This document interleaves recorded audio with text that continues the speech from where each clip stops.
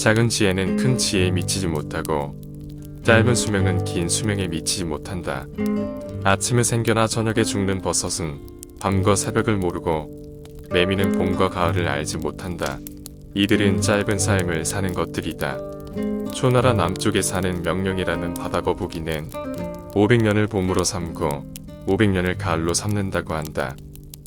먼 옛날 대춘이라는 나무가 있었는데 8000년을 봄으로 삼고 8000년을 가을로 삼았다고 한다. 800년을 살았던 팽조는 근래에 이르러 장수한 것으로 특별히 알려져 보통 사람들이 이에 필적하려고 하니 이 어찌 슬픈 일이 아니겠는가. 우리는 100년도 채 못 살고 죽는 동물이다. 우리는 많은 것을 아는 듯 옳고 그름을 논하고 다툰다. 스스로가 틀릴 수 있음을 생각하지 않으며 당연하듯 생각을 강요한다. 작고 사소한 논쟁에서 벗어나라. 돌아보면 쓸모없고 하찮았던 일들 아닌가.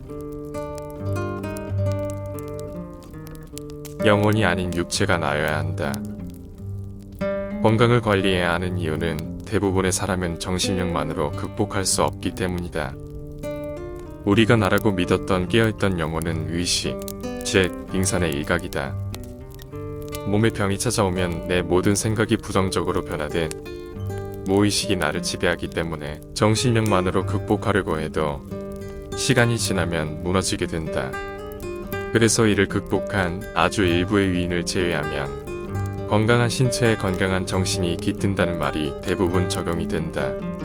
장자는 말한다. 사람은 사람이라는 형상으로 태어났으면 이를 잃지 않고 생명이 다하기를 기다려야 하는 법인데 세상과 접하며 누군가와 다투고 손상시키며 끝을 향해 말처럼 달리니 얼마나 슬픈 일인가. 육체의 주인은 영혼이니 사람은 죽지 않는다 한들 그게 다 무슨 소용인가. 육체가 늙으면 마음도 육체를 따라 늙으니 어찌 슬프지 않겠는가.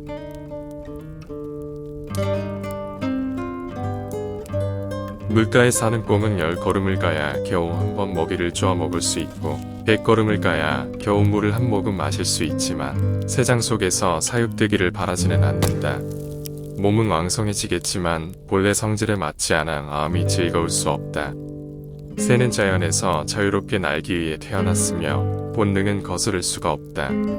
새는 세상에 살면 먹고 마시는 괴로움에서는 해방될지 몰라도 날고 싶을 때 날지 못하므로 정신적으로는 괴로운 것이다. 인간은 제각기 취향, 관심사, 하고 싶은 일이 모두 다르다. 우리의 삶이 괴로운 이유는 하고 싶은 대로 살 수가 없기 때문이다. 그래서 어릴 때부터 뭘 하고 싶은지 아는 것이 중요하다고 할 수 있다. 말을 제대로 전하는 것은 매우 어렵다. 말이란 반드시 누군가를 통해 전달될 수밖에 없기 때문이다. 관계가 좋건 나쁘건 말을 전하는 게 어려운 이유는 관계가 좋은 경우 아름답게 꾸며낸 말이 넘칠 것이고 나쁠 경우 비난하는 말이 넘칠 것이기 때문이다. 말이 넘친다는 것은 진실을 잃었다는 것이 된다. 진실을 잃으면 신뢰를 잃고 신뢰를 잃으면 말을 옮긴 자가 화를 입는다. 그래서 옛말에 진실만을 전하고 넘치는 말을 전하지 않으면 적어도 안전할 수는 있다고 했다. 세상사가 그러하다. 말이라는 것은 바람이나 물결과 같으며 바람이나 물결은 쉽게 요동치기 마련이니 더해지고 빠지는 것이 쉽게 생겨난다. 따라서 분노가 생기는 이유는 다름이 아니라 어떤 의도가 담긴 교묘하고 치우친 말 때문이다. 서로 성실을 다투는 자들은 처음에는 정정당당하나 끝에 이르러서는 항상 음모를 꾸미게 되고 겉모술수를 쓰기에 이른다. 예를 차려 술을 마시는 자들도 처음에는 점잖으나 끝에는 늘 흐트러진 모습을 보이게 되며 난동을 피운다. 모든 일이 그러하다. 처음에는 베푸는 마음으로 시작하나 끝은 항상 좋지 않게 끝나기 마련이며 가볍게 시작한 일이 끝날 무렵엔 걷잡을 수 없이 조잡하게 커져 있다. 의도한 대로 인생이 흘러가지 않는 이유는 인간에게 이러한 성질이 있기 때문인데 억지로 이를 성공시키라는 욕망이 원인이며 이를 조절하는 능력의 결핍 때문에 잘 가던 길에 수렁이 찾아온다. 능력이 좋다는 것은 언뜻 보기엔 좋으나 혹사당할 수 있음을 의미한다. 집단에서는 능력 없는 자의 목까지 떠안아 자신의 목 이상의 일을 하게 된다.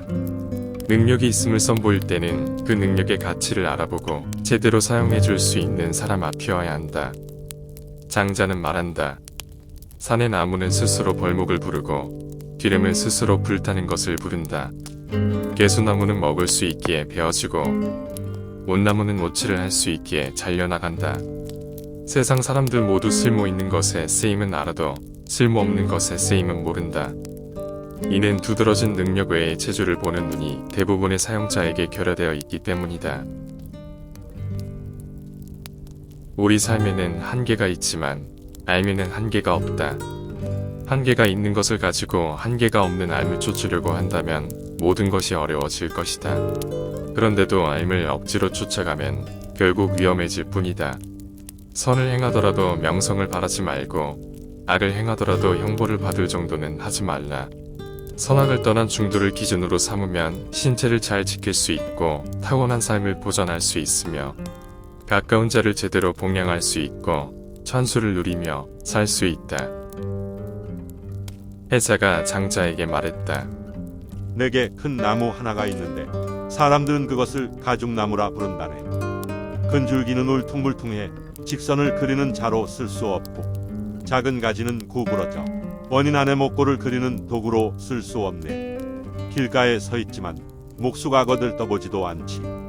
마찬가지로 그대의 말은 크기만 하고 쓸 것이 없으니 사람들이 하나같이 외면하는 것이라네. 장자가 말했다. 자네는 고양이나 죽제비를 보지 못했는가? 먹이를 누리는데 높고 낮은 곳을 가리지 않고 이리저리 뛰다 결국 덫이나 그물에 걸려 죽고 말지. 반면에 크고 검은 소 하나를 떠올려보게.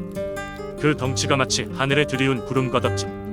비록 쥐를 잡지는 못하지만 훨씬 더 큰 일을 할 수 있다네. 자네는 큰 나무를 가지고 있으면서도 쓸모가 없다 하는데 어째서 광활한 들판에 심어 곁을 논일고 누워 쉬면서 한가로움을 즐기지 않는가? 그 나무는 도끼에 찍힐 일도 없고 아무도 해칠 사람이 없는데 쓸모가 없다고 해도 어찌 괴로움만 주는 존재겠는가? 고정이라는 백정이 위나라의 왕인 문의군을 위해 소를 잡은 적이 있다. 소를 잡고 어깨로 밀쳐가며 발로 밟고 무릎으로 누르며 칼질을 하는데 마치 연주라도 하듯 음률이 들어맞는 칼소리가 났다. 얼마나 모습이 절도가 있는지 전부 박자에 들어맞았다. 문의군이 그 모습을 보고 감탄하며 말했다. 훌륭하구나. 어떻게 솜씨가 이런 경지에 이를 수 있었느냐. 고정이 칼을 놓고 대답했다. 제가 추구하는 것은 도인데 이것은 재주보다 앞서는 것입니다. 처음 소를 잡을 때는 눈에 그저 큰 덩어리의 소만 보였습니다. 하지만 3년이 지난 후에는 소의 모습이 덩어리째 보이는 일이 사라졌습니다. 지금은 눈으로 소를 보지 않고도 머릿속에서 소를 잡습니다.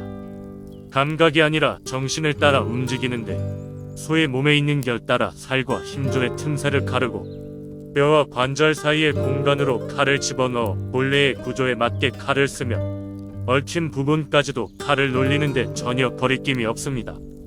솜씨 좋은 백정은 1년마다 칼을 바꿉니다. 고기를 해체할 때 살을 함께 베기 때문입니다. 그보다 못한 백정은 달마다 칼을 바꿉니다. 칼질이 서툴러 자꾸만 뼈를 베어버리기 때문입니다. 소인은 소를 수천 마리나 해체했지만 칼날은 숫돌에서 방금 갈아 나온 것과 다름이 없습니다. 그렇지만 저 또한 뼈와 살이 엉긴 곳에 이르면 매번 조심하고 신중할 수밖에 없습니다. 시선을 집중한 채 세심하게 손질하지요.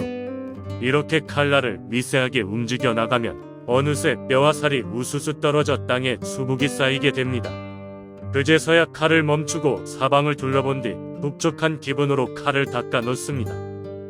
고정의 말을 듣고 문의군이 말했다. 훌륭하다. 내가 그대의 말을 듣고 삶을 살아가는 참된 원리를 터득했도다.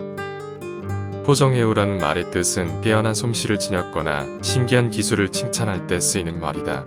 세상 모든 생물은 태어나서 생을 살다가 죽음에 이른다. 이러한 불변의 법칙은 자연의 섭리이며 도가에서는 이를 도라고 한다. 이 이야기는 도에 다다르는 게 어떤 의미인지를 말해준다.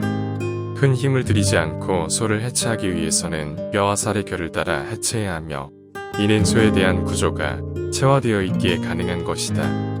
도의 관점에서 보면 자연의 구조 그대로를 이해하고 그에 따라 살아가야 한다는 의미가 된다. 호정이 이러한 경지에 이를 수 있었던 원리는 꾸준함이다. 자연 구조 그대로를 처음부터 아는 것은 불가능하며 꾸준히 하다 보니 깨닫게 되는 부분이 훨씬 크다.